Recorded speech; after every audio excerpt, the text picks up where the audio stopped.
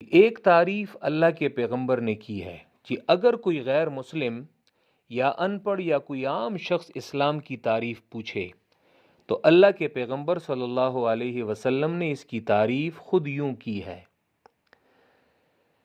یہ حدیث جبریل ہے کہ جس میں جبریل انسانی شکل میں آئے ہیں اور انہوں نے اللہ کے پیغمبر سے 3 سوالات پوچھے ہیں، ایمان، اسلام اور احسان کے بارے میں۔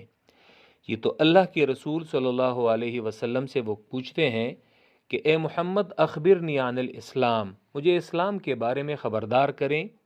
تو اللہ کے پیغمبر نے فرمایا اسلام ان 5 چیزوں کا نام ہے جس کو ارکان اسلام کہتے ہیں۔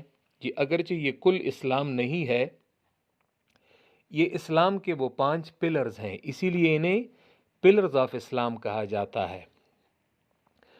اور علماء کہتے ہیں کہ اس حدیث میں گویا کہ تسمیت الکل باسم الجز، یعنی اسلام یہ تو بہت ساری چیزوں کا نام ہے لیکن اس کے چند اجزاء کو ہی پورے دین کا نام جو ہے وہ دے دیا گیا ہے، اسی لیے اس کو ارکان اسلام کہا جاتا ہے۔